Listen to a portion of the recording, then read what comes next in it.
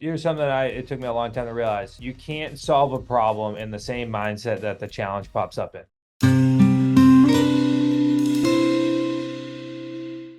So we always want to immediately solve a problem. Problem hits us, we react, we then try to solve the problem.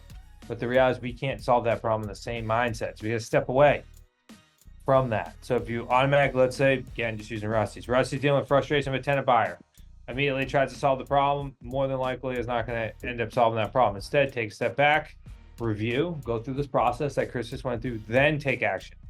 Get clear first. And what that'll do in Rusty's case is the next tenant buyer that comes up, you go, I know exactly what I'm doing. 5 days, boom, 10 days, boom. And it goes away. I'm telling you, it goes away because you took action.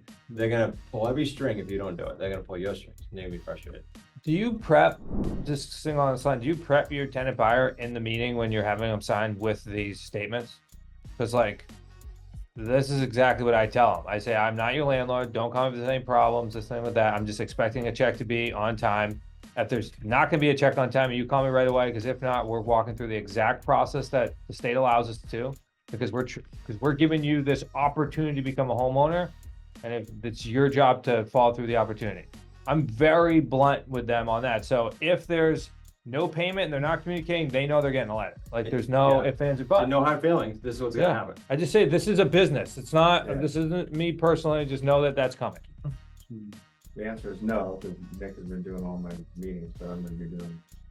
Well, there's just some add that in there now. And That exact script came from Scott years ago, and I use it to this day. Exactly the way you just said it. Yeah, so there's no confusion. I'm just like, I'm not your landlord. I'm presenting you this opportunity for this house. I'm expecting that you're going to be able to follow through if you're accepted, because we've gone through all this. That's why we signed in front of an attorney to protect both of us. There's an agreement that's put in place, and there's no hard feelings. Like, if that's why I say communicate with me if you're not gonna be able to do this on time, so that way I don't have to deal with attorneys, and you can just keep walking through. Like, it's that. So then there's never like a I feel bad, right? Because you've already set the expectations.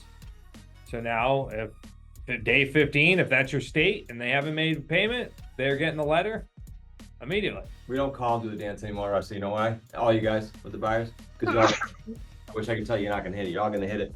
We don't do the dance anymore because we know there's about 32 and a half excuses. We're gonna hear one of those. And it doesn't matter what the excuse is. This happened. It doesn't matter. So in this case, how do I unring the bell? Like, so I didn't send out the letter on time.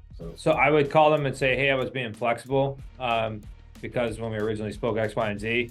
Yeah. But I can't do this I can't do this. I'm trying to help out not only you, but many other people through this program. So know that if you're not paying on this, the letter's going out, and then moving forward, expect it like clockwork. So I hope that we can reset this relationship right now, so that way we don't have to do that. But this is how it's going to happen.